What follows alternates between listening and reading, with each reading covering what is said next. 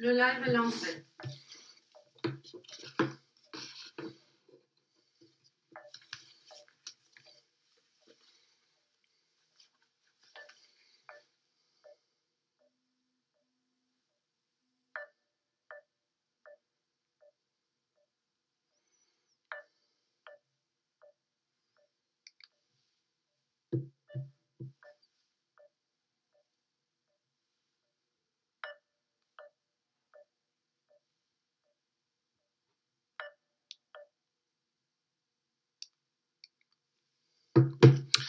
Voilà, allez donc bonjour ou rebonjour pour les étudiants qui ont eu l'occasion ce jour même donc de suivre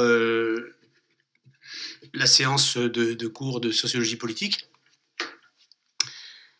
Donc nous allons passer à la deuxième séance, deuxième cours donc de sociologie rurale.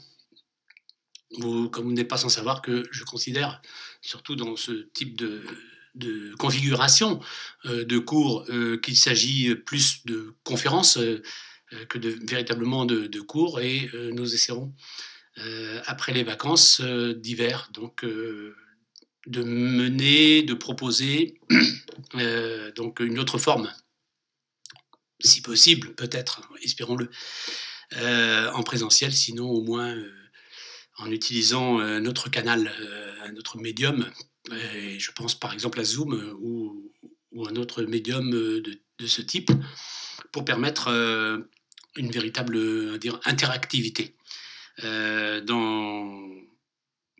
justement dans cet enseignement, dans ces enseignements. Enfin, en tout cas, ce qui me concerne au semestre 2, à votre niveau d'études, donc de licence deuxième année de sociologie. Alors, tout de suite, d'abord, je voudrais remercier les étudiantes, les étudiants qui m'ont sollicité pour demander de préciser les modalités de contrôle des connaissances. Donc, pour cet enseignement, il y aura donc 2 notes qui seront attribuées. L'une concernant ce cours magistral, et donc j'aurai l'occasion de vous proposer de répondre dans le cadre d'un dossier à remettre à la fin du semestre. Un dossier, donc je vous proposerai de répondre à quelques questions, quelques interrogations, et de réaliser vous-même une petite réflexion sur la base d'éléments recueillis dans des ouvrages, dans des articles, etc. Alors, donc pour aujourd'hui, j'aimerais plutôt concentrer mon propos non pas sur la genèse de la sociologie rurale, et même pas sur le caractère, je dirais, rural, à savoir donc territorial de la réflexion, mais bien plus sur la dimension plus centrée sur la modernisation agricole, sur le rôle des organisations professionnelles agricoles dans la mise en place et dans la mise en œuvre et dans les décisions, dans la gouvernance, et donc dans la réalité tout simplement de la vie des exploitants familiaux agricoles. Donc sur cette dimension que j'ai appelée dans mon ouvrage Territoire et profession, une forme de construction des identités individuelles et collectives, à savoir la profession comme forme de construction des identités. Et donc c'est plus l'agriculture qui va faire l'objet des analyses pour aujourd'hui, que véritablement la sociologie rurale, qui, je vous le rappelle, un petit peu pour introduire, n'est pas autre chose qu'une branche de la sociologie rurale qui a comme objet d'étude justement le fonctionnement, la réalité, les discours et les pratiques des sociétés rurales ou des personnes, des individus, des acteurs sociaux qui vivent dans ces sociétés rurales. Alors, donc, la sociologie rurale a donc aussi comme objet d'étude la réflexion justement de ces sociétés rurales dans leur rapport à la société globale, à la société, je dirais, au sens durkheimien du terme, hein, donc la société globale, c'est-à-dire l'analyse des sociétés rurales dans leur rapport avec le reste du monde. Voilà. Et en particulier, sans confondre, bien sûr, ruralité avec agriculture et évidemment avec local ou localisme. Vous voyez, je vous rappelle donc cette fausse équation sémantique, cette fausse équation scientifique, hein, donc sociologique, que nous avons tous en tête, et ce sur la planète entière, à savoir rural égale agricole égale local, qu'on oppose à urbain égale global et égale, disons, non agricole. Voilà, pour faire vite. Alors, la sociologie rurale fait donc appel à une approche, à une perspective intellectuelle, sociologique, conceptuelle, qui va donc du particulier au global et qui part de justement de ce que vivent les ruraux, les sujets, les acteurs sociaux au niveau le plus local pour élargir le prisme, une sorte de zoom arrière vers le global et en particulier en passant par la politique agricole commune, celle même qui est menée à l'échelle des institutions européennes, née en grande partie dans le prolongement du traité de Rome, le traité de Rome, donc signé effectivement en Italie, à Rome, le 25 mars 1957, et à l'intérieur même des textes de ce traité, eh bien, figurent les éléments d'un futur marché commun agricole. Et juste pour la petite histoire, n'oubliez pas que au début de la politique agricole commune, sur 100 écus qui étaient dépensés, aujourd'hui on parle d'euros, sur 100 écus, eh bien, il y en avait 75 qui étaient consacrés aux dépenses agricoles. Voilà. Donc la PAC mangeait 75% du budget total de l'Union, de ce qu'on appelait à l'époque les communautés économiques européennes, hein, qu'on a appelé ensuite les communautés européennes à la faveur de la signature de l'acte unique européen en 1986 et qu'on appelle aujourd'hui, depuis la signature du traité de Maastricht en 1992, Maastricht en Hollande, donc au 1er janvier 1993, on ne parlait plus de la communauté des communautés européennes, mais de l'Union européenne. Voilà. Alors donc la sociologie rurale, vous le voyez, fait appel à une perspective théorique, conceptuelle, à une approche qui va du global au local et du local au global, du particulier au global et du global au particulier, et en mobilisant à la fois des notions, des concepts, des outils qui appartiennent évidemment à la sociologie générale. Et parfois aussi, nous mobilisons en tant que sociologue rural, nous mobilisons donc en tant que sociologues ruraux des sociologies particulières. Je pense à la sociologie politique, à la sociologie de la famille, la sociologie des religions, la sociologie du travail, la sociologie urbaine évidemment, à l'instar par exemple de notre collègue, de mon collègue Éric Le Breton, qui s'intéresse dans le cadre même de cet enseignement à la sociologie des espaces urbains. Alors donc, mais la sociologie rurale mobilise aussi d'autres disciplines, des disciplines voisines, des concepts et des méthodes aussi, d'autres disciplines comme la psychologie, la géographie rurale, la démographie, l'agronomie, et pourquoi pas les sciences politiques, hein, dont je parlais précédemment, donc à compter de ce matin, à partir de 8h30 ce matin.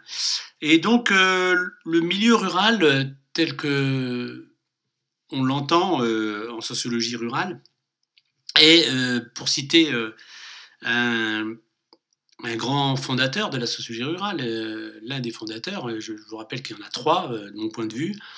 Le premier, dans un ordre un peu indifférent, mais Henri Mandras, l'auteur de La fin des paysans, hein, publié par les éditions Seuil, et republié plusieurs fois depuis la fin des années 1960.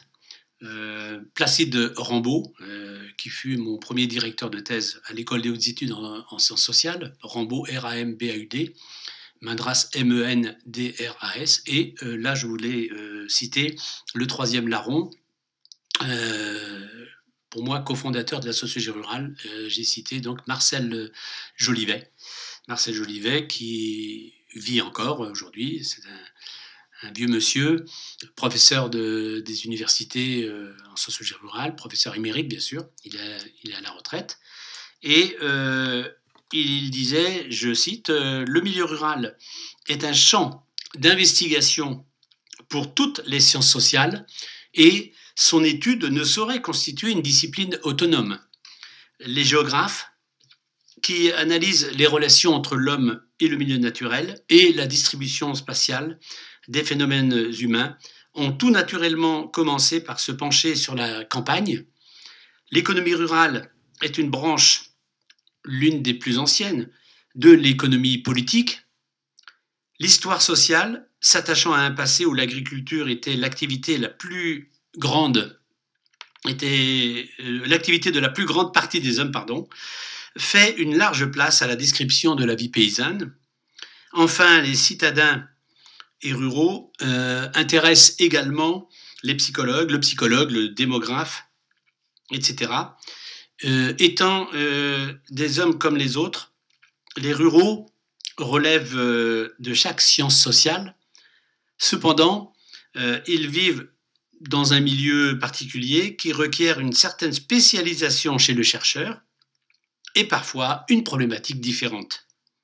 Ainsi, le sociologue rural comme l'ethnographe doit donc connaître les méthodes et les techniques de toutes les autres sciences sociales, à moins qu'il ne s'assure le concours d'une équipe de divers spécialistes. Fin de citation, et là je vous renvoie à la citation tirée du mot donc sociologie rurale dans le Wikipédia, hein, W-I-K-I-P-E-D-I-A, dans le Wikipédia, donc via Google, vous pourrez retrouver à la fois ce que je viens de dire donc concernant la sociologie rurale comme branche de la sociologie, mais aussi et surtout donc cette belle citation qui pour moi me permet d'ouvrir le propos d'aujourd'hui, qui va être en fait la continuité de cette première partie évoquée précédemment dans la première séance, dans le premier cours, donc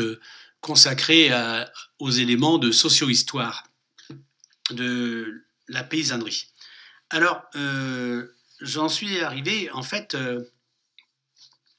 à l'époque moderne que nous pourrions resituer à l'issue ou peu avant le conflit, la guerre, donc la Seconde Guerre mondiale, donc la fin des années 1930, donc 39-45 pour la Seconde Guerre mondiale, et les années bien sûr qui ont suivi. Alors bon, comme toute intervention, comme toute communication d'éléments d'analyse et de formation, et non pas uniquement d'éléments de communication, eh bien, je vous propose un titre qu'il va me falloir expliciter, évidemment. Le titre, c'est « L'unité paysanne », deux points, et en sous-titre, « Une aspiration ». L'unité paysanne, une aspiration. Alors, pourquoi l'unité paysanne comme titre de ce chapitre ou de cette partie, comme vous voulez? Tout simplement parce que la thèse de l'unité paysanne est, selon moi, à la fois une évidence, un mythe qui est caressé, une illusion naïve et en même temps une véritable supercherie. Cette thèse de l'unité paysanne est effectivement inséparable du syndicalisme, en tout cas du syndicalisme français agricole. Ainsi, la thèse de l'unité paysanne est-elle, de mon point de vue, d'abord une évidence. Il suffit de parler, d'échanger, d'écouter un agriculteur, un travailleur de la terre ou un paysan. Aujourd'hui, en France, en Bretagne ou ailleurs, en Europe et même dans un autre pays de la planète, pour se rendre compte que les paysans forment, en tout cas dans leur tête, dans leur esprit, dans leur représentation, un groupe. Que ce soit un producteur de coton, et là je vous renvoie à l'excellent dernier Lucky Luke, hein, donc, que je viens de lire et qui est vraiment, pour le sociologue rural que je suis, c'était en tout cas un régal. Que ce soit pour le producteur de coton, que ce soit pour le producteur de viande, producteur de légumes, les cultivateurs, ou les arboriculteurs, les producteurs de fruits, quels que soient les types de production, eh bien, l'utilisation du terme même de paysan paraît évident. Donc c'est une évidence. Mais en même temps, c'est un mythe. C'est un mythe qui est caressé par justement à la fois les personnes concernées, mais aussi par la société globale. Par exemple, par les urbains, par le monde urbain, par la ville, les gens de la ville, comme on dit à la campagne. C'est un mythe parce que quoi de commun entre un riziculteur en Chine, un producteur de lait ou de porc breton, un éleveur de chèvres, producteur de lait éventuellement, de fromage en Côte d'Ivoire. Et donc on voit bien là que l'unité paysanne n'a jamais été réelle, sauf peut-être dans les têtes. C'est donc largement de l'ordre du mythe. En troisième lieu, c'est une illusion que je dirais même naïve. Quoi de commun, par exemple aussi, entre un petit paysan breton qui produit par exemple 180 000 litres de lait par an et un chef d'entreprise agricole,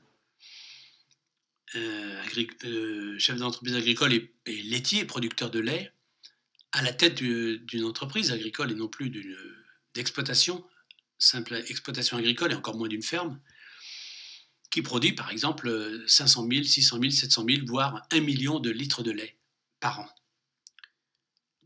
Et donc, les betteraviers, les gros betteraviers producteurs de betteraves à sucre du nord de la France, par exemple, les producteurs de céréales en Île-de-France, dans la baie de Somme, etc., quels sont les rapports, quels sont les points communs entre leur production, leur niveau de production et la production, par exemple, d'un viticulteur de l'Aude qui produirait quelques hectolitres, même pas des milliers d'hectolitres de vin sur la base de la culture de quelques arts de terre et parfois même simplement quelques hectares de terre de production. Donc c'est une illusion naïve. Et c'est aussi une supercherie. Pourquoi ? C'est une supercherie parce que lors des élections comme on dit, chambre d'agriculture, à la chambre d'agriculture, que ce soit chambre d'agriculture départementale, d'Ille-et-Vilaine par exemple, du Morbihan, de Loire-Atlantique ou du Finistère, Côte d'Armor, en Bretagne, et que ce soit les élections chambres régionales, par exemple la chambre régionale d'agriculture de Bretagne, la fameuse CRAB, C-R-A-B, eh bien, toutes les professions de foi évoquent justement cette unité paysanne, l'intérêt des travailleurs de la terre, qu'on opposerait volontiers à l'intérêt des propriétaires de la terre. D'ailleurs, dans les chambres d'agriculture, il y a différents collèges, dont justement le collège des propriétaires de la terre, terriens, des propriétaires du foncier, des terres agricoles, et le collège, beaucoup plus nombreux dans les conseils d'administration qui gèrent ces chambres d'agriculture, beaucoup plus nombreux, donc le collège des producteurs agricoles. Et donc, cette thèse de l'unité paysanne est 1, une évidence, 2, un mythe, 3, une illusion, et 4, une véritable supercherie. Mais en tout cas, cette thèse, elle est inséparable du syndicalisme français agricole. En effet, tous les sociologues, politiques notamment, sociologues des politiques agricoles, tous les historiens ruraux, et même tous les chercheurs en sciences sociales et humaines qui s'intéressent à ces questions, ont démenti cette thèse, ont démenti cette unité. Et d'ailleurs, dès son origine, le syndicalisme agricole a été placé sous le signe des affrontements politiques, droite, gauche. Et les périodes unitaires, car il y en a eu, des périodes où le syndicalisme agricole a été uni, eh bien ces périodes unitaires ne sont dues, pour l'essentiel, qu'à l'intervention d'un État autoritaire. Et je pense bien entendu à la corporation paysanne imposée par le gouvernement de Vichy entre les années 1940 et 1944. Effectivement, là, on pouvait parler d'une unité, en tout cas organisationnelle, d'une unité paysanne. Historiquement, le syndicalisme en agriculture comme ailleurs a toujours été pluraliste, même si, bien sûr, les dominants s'opposent en permanence. Quand je dis les dominants, en matière agricole, je pense aux syndicats dominants majoritaires, la Fédération nationale des syndicats d'exploitants agricoles au niveau national, son syndicat jeune, le Centre national des jeunes agriculteurs, CNJA, mais aussi l'Assemblée permanente des chambres d'agriculture, l'APCA, sans oublier la CNMCCA, la Confédération nationale de la mutualité et des caisses de crédit agricole, etc. Donc les syndicats, les organisations professionnelles agricoles au cœur du pouvoir et qui gouvernent, en fin de compte, avec l'État en matière agricole. Ainsi donc, le syndicalisme est pluraliste, même si les dominants s'opposent justement à la législation des minoritaires, la prise en compte des syndicats dits minoritaires. Je pense pour l'essentiel à la Confédération paysanne agricole, sans oublier bien sûr le MODEF, le mouvement de défense des exploitations familiales, très proche du Parti communiste, et aussi la coordination rurale, ex-Fédération française de l'agriculture, plutôt marquée, je dirais même pas à droite, plutôt marquée à l'extrême droite. En tout cas, une droite populiste et poujadiste. Et on a donc des syndicats minoritaires à gauche et des syndicats minoritaires à droite, en matière agricole. En France, les positions syndicales dominantes ont toujours été et restent politiquement à droite, la droite ayant beaucoup évolué sur les questions agricoles à travers justement le renouvellement de ces élites marquée, encore une fois, par la pensée du christianisme social. Deux raisons principales expliquent cet ancrage à droite, la permanence de cet ancrage à droite du mouvement majoritaire agricole, du syndicalisme majoritaire agricole. Premièrement, il faut l'avouer, il faut se l'avouer, et donc le dire, seule la droite en France a eu un projet de société pour les agriculteurs et pour l'agriculture, tandis que la gauche faisait confiance plutôt aux ouvriers, qu'on considérait comme des prolétaires, pour faire la révolution. Et les paysans n'étaient perçus que comme un appoint pour cette révolution. À noter que cette analyse, très teintée de marxisme, s'est trompée à deux niveaux, dans deux lieux. En gros, les deux lieux où les révolutions marxistes prolétariennes se sont déroulées, l'ex-URSS, donc à partir de la Russie, de la révolution et du remplacement de la Russie tsariste, donc en Russie soviétique, en État soviétique, donc communiste. Et là, en Russie, ce sont les paysans, les fameux moudjiks, qui étaient au cœur de la révolte contre justement les propriétaires terriens, contre la noblesse de Russie, propriétaire terrienne. Donc la Russie tsariste, mais aussi la Chine de Mao Tse-tung, où les paysans chinois avaient commencé à s'organiser pour tenter justement de récupérer leurs terres.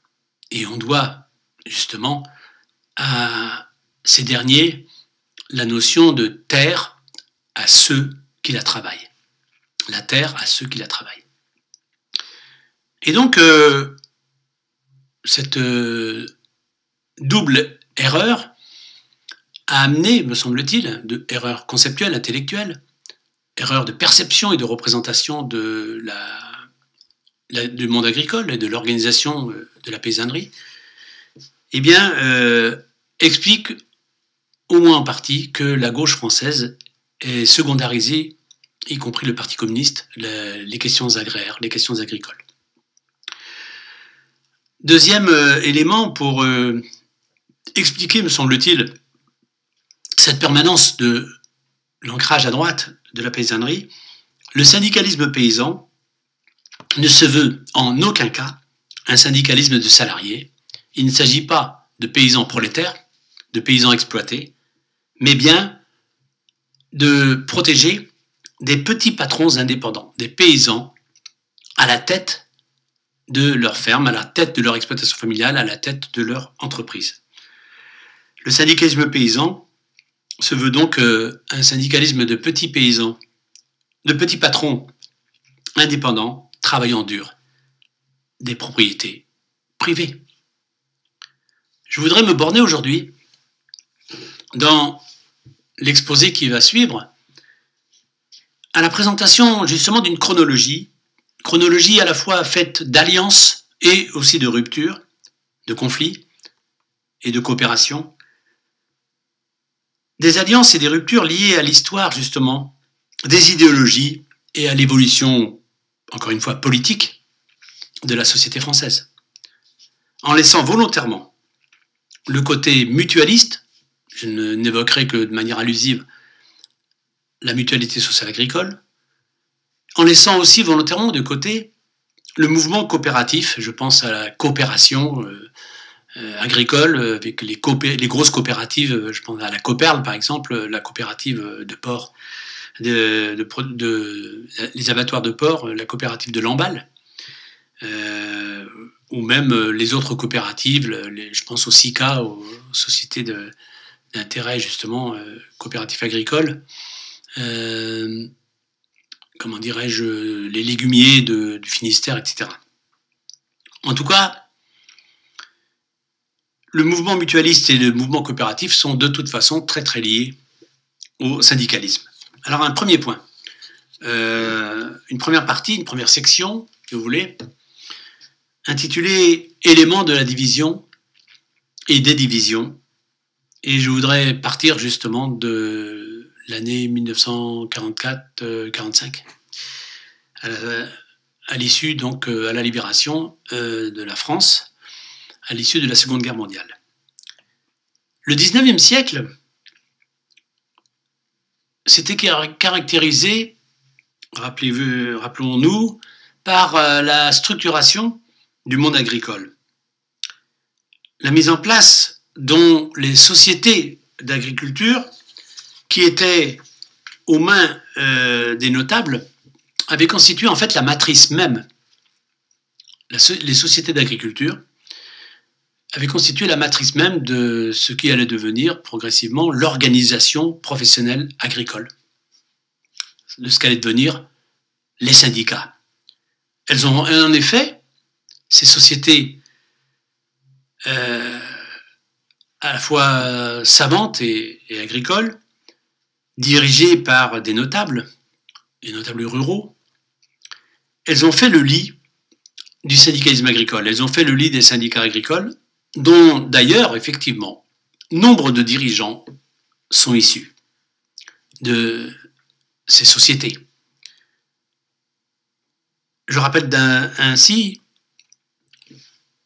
que ces sociétés d'agriculture avaient été créées en 1886. L'Union des sociétés des agriculteurs de France, USAF, l'USAF, contre laquelle les républicains opposeront leurs propres OPA, leurs propres organisations professionnelles agricoles épaulées justement par l'État. L'État depuis 1789. Quel est le conflit? Le conflit est politique. Qui va contrôler le vote des paysans? On a d'un côté la rue d'Athènes, c'est-à-dire l'adresse en fait de l'USAF, l'Union des sociétés des agriculteurs de France. La rue d'Athènes, qui va être le siège social et regrouper les organisations professionnelles agricoles que l'on inscrit dans le syndicalisme conservateur. Et de l'autre, le boulevard Saint-Germain, dans le 5e arrondissement à Paris, le boulevard Saint-Germain pour le syndicalisme plus républicain. On pourrait presque imaginer qu'en 1905, la rue d'Athènes s'était opposée à la laïcité, alors que le syndicalisme du boulevard Saint-Germain souhaitait la séparation plus nette de l'Église et de l'État, l'Église catholique de l'époque. Chacune de ces structures va agir du local au national, sous forme d'une pyramide. Au niveau local, un syndicat local. Au niveau du département, les responsables du département, de ces syndicats locaux. Au niveau de la région, les responsables des départements qui vont se réunir au niveau de la région. Et au niveau national, les responsables des régions qui vont se réunir au niveau national. Chacune de ces structures va donc agir du local au national comme une sorte de pyramide institutionnelle. En haut, une minorité de dirigeants qui décident, et en bas de la pyramide, une majorité de paysans, une majorité de citoyens, d'agriculteurs, qui reçoivent des informations et qui appliquent les décisions prises par le haut. Il s'agit, pour utiliser un concept de sociologie, d'une oligarchie, d'une élite agricole, les dirigeants agricoles qui vont peu à peu décider au nom, bien sûr, dans le cadre d'une démocratie représentative, au nom de l'intérêt général. À la fin du 19e siècle, la révolution industrielle va commencer à vider les campagnes. Le monde urbanisé va apparaître comme l'adversaire principal. le détenteur du pouvoir politique, le détenteur du pouvoir économique. Motif pour les paysans, surtout les propriétaires fonciers, de se réunir en syndicats boutiques, assurant ainsi des services essentiels comme la fourniture des engrais, les assurances mutuelles, etc. Puis, au sein d'organisations professionnelles agricoles. C'est ainsi que la Société des agriculteurs de France, anti-républicaine, très conservatrice, s'est constituée à la rue d'Athènes, et la Société nationale d'encouragement à l'agriculture, SNEA, la SNEA, plus républicaine, va être constituée aussi et avoir son siège au boulevard Saint-Germain. Ces deux organisations, l'USAF ou la SNEA, l'une conservatrice, l'autre républicaine, ces deux organisations vont rester dominées par des notables. À droite, de droite pour l'USAF, des notables de gauche pour la SNEA. En Bretagne, par exemple, le syndicalisme conservateur catholique, représenté par l'office de Landerneau, va être contesté par un syndicalisme chrétien-démocrate, inspiré par des prêtres influencés par le Sillon, un mouvement catholique. Le Sillon de Marc Sangnier, S-A-N-G-N-I-E-R. À gauche, va apparaître à la fin du XIXe siècle un syndicalisme de classe, influencé par la CGT, avec des ouvriers agricoles et des petits paysans laïcs, comme il se disait à l'époque. En fait, ces divisions vont favoriser le rapprochement de la rue d'Athènes et du boulevard Saint-Germain, inquiet de la menace bolchevique. Et la concrétisation de tout cela. Le monde agricole, craignant le communisme, craignant la révolution, et donc de perdre des terres, la possession des terres, avec des intérêts privés bien sûr, la possession même d'animaux parfois, eh bien le monde agricole va, je dirais, s'associer, se réunir et créer, en abandonnant justement l'USAF et la SNEA, créer une confédération, une nouvelle confédération nationale, celle qui va fédérer des fédérations.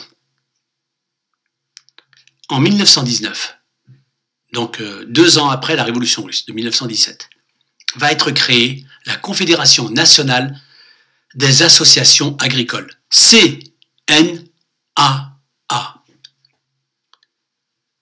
La CNAA, Confédération nationale des associations agricoles, créée en 1919, va regrouper progressivement toutes les organisations professionnelles agricoles, les fameuses OPA, et la CNAA, bien sûr, va fonctionner comme une pyramide, qui elle-même sera constituée de pyramides. Tout simplement parce que les organisations professionnelles agricoles vont en conserver une structure fédéraliste très forte, avec un régionalisme extrêmement bien marqué. Un des tout premiers mouvements d'auto-organisation, qui va s'appeler les comités de défense paysanne, va être créé par un certain Henri d'Halluin, Henri d'Orgères, tout simplement parce que Henri d'Halluin, qui va être recherché pour des faits de violence politique, va quitter le nord de la France pour trouver refuge pas loin de Rennes, dans la commune d'Orgères, et va se faire appeler va prendre comme nom, au lieu de d'Halluin, d'Orgère, le fameux Henri d'Orgère. Et donc, d'Orgère, leader charismatique dans le monde paysan, en gros qu'on dirait aujourd'hui populiste, poujadiste, d'Orgère va mobiliser les petits, séduits par la violence, séduits par la simplicité des mots d'ordre. Il va opposer la ville à la campagne. Mais nous en reparlerons dans un instant. D'autres groupes vont suivre. Par exemple, en Ille-et-Vilaine, un syndicat soutenu par les démocrates chrétiens et par les prêtres va s'appeler, il va être très important en Ille-et-Vilaine, en Bretagne, mais surtout en Ille-et-Vilaine, le syndicat des cultivateurs cultivants. Évidemment, en ligne de mire, l'opposition aux propriétaires de la terre. Il va y avoir aussi des associations par filière, confédération du blé, confédération de la betterave, des betteraves, du lait, etc. Et en fait, l'incapacité des syndicats agricoles à résoudre les difficultés nées de la crise économique des années 1930 va aggraver ce qu'on appelait déjà à l'époque le malaise paysan et entraîner une radicalisation du monde rural dont une fraction va se laisser convaincre par le discours démagogique, des mensonges, des promesses intenables et surtout des fausses analyses. Des mouvements ligueurs d'extrême droite, tels justement la défense paysanne de Henri d'Halluin, Henri d'Orgère. Le mouvement va s'appeler le dorgérisme. Il va critiquer la mollesse du syndicalisme de droite. Ces mouvements à assise populaire n'en sont pas moins manipulés par ce dernier. Et ils lui servent d'homme de main pour briser les grèves agricoles, briser le mouvement ouvrier agricole. Et d'ailleurs, va s'opposer en 1936 au mouvement que vous connaissez sous le nom de Front populaire.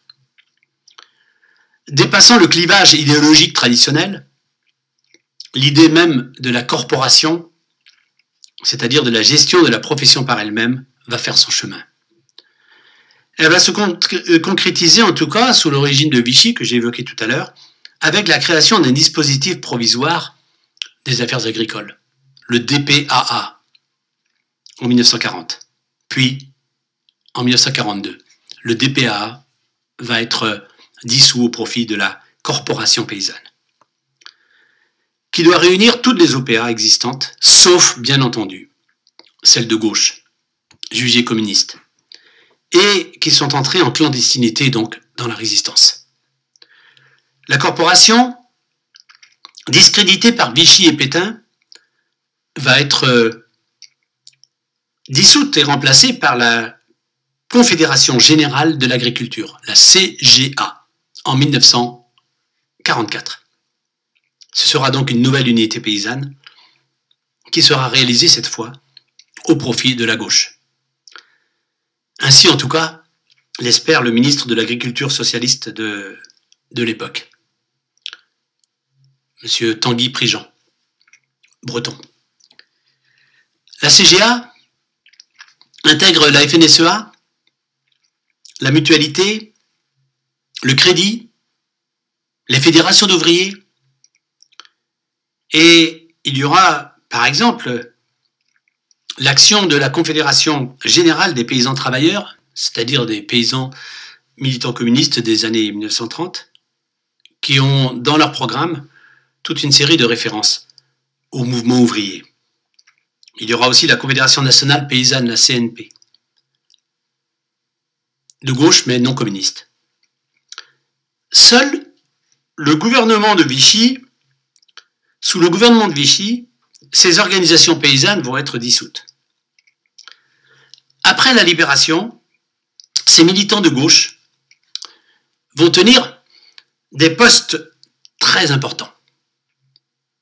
Au sein de la CGA, le président de la FNSEA de l'époque, Fédération nationale des syndicats d'exploitants agricoles, M. René Blondel, va s'affirmer, je dirais, la plus représentative dans le monde agricole, le syndicalisme agricole, mais aussi au sein de la CGA. Et nous allons assister, et c'est un point que j'intitulerai volontiers, une section « L'hégémonie sans partage » entre 1945 et 1959. À l'intérieur de la CGA, la FNSEA va mener une bataille acharnée pour s'assurer la part du lion. Après s'être séparée des hommes de la corporation, la FNSEA va adopter ainsi une double stratégie. 1. Reconquérir des adhérents et créer un bloc agricole au Parlement. À la Chambre des députés, en effet, la FNSEA va apporter un soutien constant à des partis politiques de droite. Groupes paysans, les républicains indépendants, les fameux RI, les indépendants paysans, vont ainsi représenter au Parlement les notables ruraux traditionnels. À noter que de 1951 à 1956, tous les ministres de l'Agriculture sont issus de ce dernier groupe. En 1954, 36 administrateurs sur 40 sont des gros, entre guillemets des gros, agriculteurs de la région Nord. Véritable dynastie de responsables agricoles. Il y a donc une sorte de processus de reproduction des élites. Deuxième remarque, de 1945. Dès 1945, la Fédération nationale des exploitants agricoles va mener résolument une politique de modernisation des exploitations familiales et une politique des prix. Ce qui va effectivement accélérer le mouvement d'homogénéisation du syndicalisme agricole et de l'agriculture. Deux ambiguïtés que je voudrais noter ici, en tant que sociologue de l'agriculture. La première, ce mouvement d'homogénéisation va être l'expression de l'unité syndicale et le résultat de la politique des prix, qui va profiter pour l'essentiel aux gros producteurs. Deuxième ambiguïté, incapacité à masquer l'exode rural. L'exode rural jamais reconnu officiellement, notamment par le syndicalisme agricole, et en particulier par la FNSEA. Le clivage, finalement, dans le cadre des politiques agricoles, sera le suivant. Soit il faut mener une politique des structures, c'est-à-dire une politique de modernisation des structures agricoles, soit il faut mener une politique des prix. Le clivage sera donc à l'origine précisément de la création du CNJA, allié au départ contestataire de la FNSEA, de la création aussi du MODEF, mais aussi de la FFA, qui vont devenir de farouches dissidents et concurrents de la FNSEA. Un mot sur le CNJA. Nous sommes en 1955, l'équipe dirigeante de la GAC pense d'abord créer un syndicat rival de la FNSEA. En 1956, les jacistes veulent transformer les jeunes de la CGA, la Fédération Générale de l'Agriculture. Ils veulent transformer les jeunes de la CGA en centre national des jeunes agriculteurs, structure qui devrait être liée, syndicale, liée à la FNSEA. Une ligne dure va être soutenue parmi les jeunes par Michel de Bâtisse, l'auteur du magnifique livre concernant la modernisation agricole en France, intitulé « La Révolution silencieuse ». La ligne dure, soutenue par Michel de Bâtisse, va l'emporter sur des dirigeants du Nord-Est, plus respectueux de la FNSEA. Et donc, le CNJA va reprendre les thèses de la JAC, la jeunesse agricole catholique. Il faut, selon ces jeunes, dans l'agriculture, une je cite, une révolution silencieuse à visage humain. Il faut attendre les années 1960 pour voir évoluer ainsi les mouvements agraires. La JAC fut une formidable école de formation qui a largement diffusé les éléments suivants. Premièrement, l'esprit d'entreprise. Deuxièmement, l'esprit de responsabilité de l'exploitation familiale individuelle. Troisièmement, la modernisation technique à la fois de la famille et de l'exploitation. Quatrièmement, l'idéologie du progrès. Progrès technique qui devait renvoyer à un progrès social, progrès de la société, et le progrès social à des progrès personnels et individuels. Cinquièmement, la JAC a largement diffusé aussi une idée très importante, c'est quand elle a fait adopter auprès des jeunes agriculteurs et futurs agriculteurs, donc elle a fait adopter l'Europe. Et enfin, surtout, en inventant une démarche de formation collective à travers la mise en place de GAEC, les groupements agricoles d'exploitation en commun, de CUMA, de coopératives d'utilisation du matériel agricole, de GVA, de groupements de vulgarisation agricole, etc., etc. Les cadres paysans se situent donc pour eux, les jeunes notamment, à égale distance du collectivisme, mais aussi du capitalisme sauvage. Bien entendu, ce mouvement n'a pas mûri indépendamment du mouvement social, du mouvement de la société globale. Ces jeunes paysans se sont donc tout simplement trouvés en phase avec le courant de la pensée moderniste de l'époque, renforcée par justement la politique du général de Gaulle, la politique gaulliste, dans les campagnes. Les agriculteurs, disait le général de Gaulle, c'est comme les anciens combattants de 14-18, il y en aura de moins en moins, ils sont appelés à disparaître. Fin de citation. Ainsi, l'agriculture est devenue une sorte de modèle pour les autres professions. Coopératives, crédit agricole, organisations de développement, chambres d'agriculture, avec bien sûr un certain nombre d'effets non voulus, non désirés, imprévisibles, des faits que l'on appelle en sociologie des faits pervers. Je pense, par exemple, à l'introduction d'une logique familiale dans la logique capitaliste. Je pense aussi que s'il y a eu professionnalisation et reconnaissance du métier, le mouvement a partiellement bloqué, justement, ses capacités de renouvellement et d'adaptation. En tout cas, le syndicalisme agricole, à travers la FNSEA et le CNJA, vont devenir une sorte d'appareil supplétif de l'État dans les années 1960, jusqu'au moins les années 70. Quel remède? À l'époque, on parlait de remède de choc. 5 décisions des syndicats agricoles dominants, majoritaires. Premièrement, un soutien actif à une politique des structures contre une politique des prix, incluant un exode agricole tempéré par des mesures sociales. Deuxièmement, une intensification de la mécanisation liée à une meilleure rationalisation du travail et des facteurs de production qui impliquent un haut niveau de formation professionnelle. Troisièmement, une transformation des exploitations familiales en entreprises performantes pour promouvoir justement une agriculture industrielle et commerciale. Quatrièmement, un syndicalisme fort et unitaire aux structures militantes dynamiques dirigées par des cadres formés et informés. Cinquièmement, un partenariat privilégié avec l'État pour assurer par la concertation la gestion paritaire État-profession de la politique agricole, d'abord nationale puis européenne, donc à travers la PAC.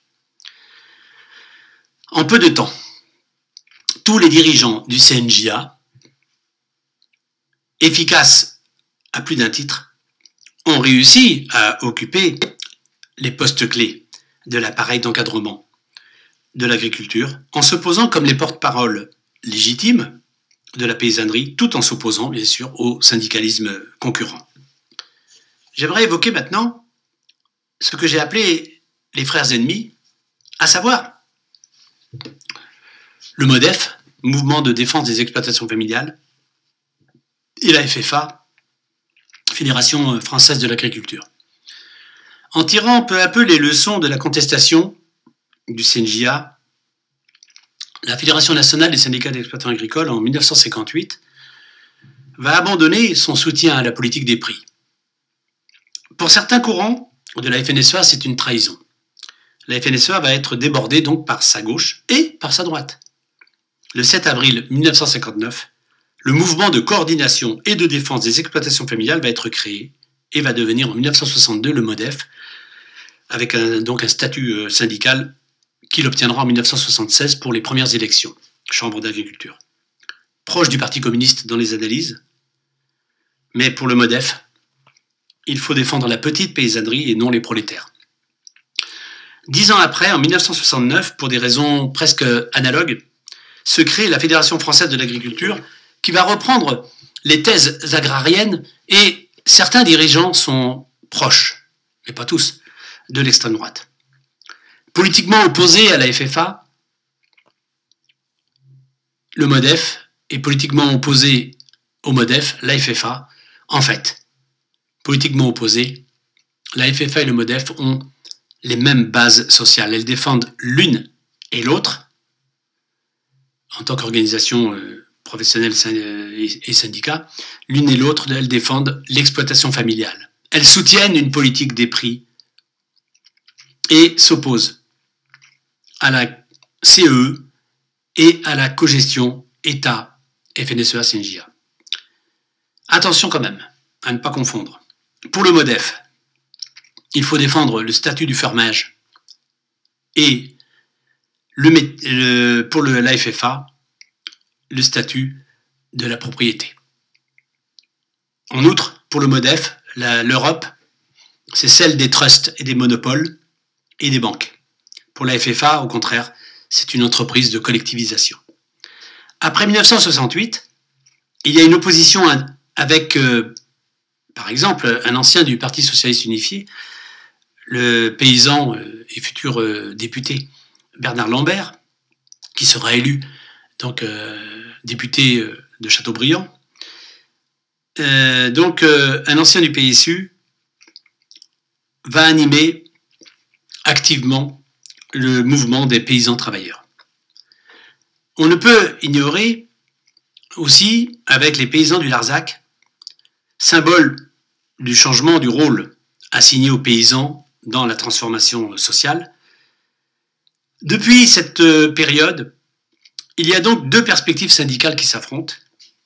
D'une part, le syndicat majoritaire, FNSEA et CNJA, comme avec les relais politiques, ces relais politiques, et le syndicat minoritaire, Confédération paysanne, avec le MODEF, et aussi un certain nombre de FDSEA contestataires, comme celle, par exemple, de la Loire-Atlantique, FDSEA 44. On a donc un paysage organisationnel, syndical, agricole, qui se présente de la manière suivante. La FNSEA-CNJA, à la tête, et une nouvelle gauche syndicale, avec la Confédération nationale des syndicats de paysans et la Fédération nationale des syndicats paysans, FNSP. En effet, les premières lois d'orientation agricole vont se faire sentir. Les agriculteurs modernisés, c'est-à-dire ceux qui ont joué le jeu économique et accompagné le CNJA dans son entreprise de progrès, vont commencer à dresser des bilans. Premièrement, ils vont constater que leurs efforts n'ont pas été payés de retour. C'est l'entêtement des exploitations en particulier. Deuxièmement, c'est l'intensification du travail. Et on pourrait ajouter un troisième constat, la concurrence entre producteurs, la course au productivisme, source de développement inégal et de surplus alimentaire. Selon eux, ce ne sont que des conséquences des politiques menées depuis plus de 10 ans. Soutenu en cela par le mouvement gauchiste de 1968, une tendance paysan-travailleur va prendre son autonomie à l'intérieur du CNJA au congrès de Blois en 1970. D'ailleurs, en 1974, ce sera la naissance de l'Association nationale des paysans travailleurs, qui prendra le statut syndical en 1981 pour devenir la Confédération nationale des syndicats de paysans travailleurs, CNSTP. Pour eux, les firmes capitalistes exploitent les paysans. Ils diront, je cite, à intérêt opposé, des syndicats différents. En 1981, la reconnaissance du pluralisme va accélérer la dissidence avec la création de la Fédération nationale des syndicats paysans le 28 avril 1982 dans la mouvance socialiste. Il s'agit en 1987 de se rassembler et ce sera la création de la Confédération paysanne qui est devenue aujourd'hui une véritable alternative, en tout cas un contrepoids, un contre-pouvoir au syndicalisme dominant. On ne saurait oublier, dans ce survol historique, les salariés agricoles syndiqués dans des branches agricoles de la CGT, FO-CGT, CGT-FO, CFTC, CFDT, mais aussi la CGC, la FGA-CFDT en 1964, puis né de la scission avec la CFTC en 1943. Et notamment, la manifestation du 23 mars 1982 va montrer la force de mobilisation du syndicalisme dominant, FNSEA-CNJA. Ainsi, malgré cette puissance du syndicalisme majoritaire, plus personne en France ne conteste justement l'existence d'un syndicalisme pluriel ou d'un pluralisme syndical. En définitive, il y a donc un double processus. Un, ouverture sur l'Europe à travers l'intégration de la politique agricole nationale dans les politiques européennes. Deux, en même temps, nous avons effectivement une forme de crispation du mouvement paysan sur la base d'un corporatisme, entre guillemets bien sûr, corporatisme paysan, s'opposant aux autres groupes sociaux, s'opposant parfois à la politique de l'État et s'opposant parfois aussi à la politique de l'Europe et à l'Union européenne. Je vous remercie et donc nous aurons lors de la troisième séance l'occasion, j'espère, d'échanger en présentant justement cette double dialectique dans les problématiques qui sont les miennes dans mes recherches en sociologie rurale, à savoir la réflexion sur la ruralité comme territoire et la réflexion sur l'agricole et donc l'agriculture comme groupe social, comme groupe professionnel.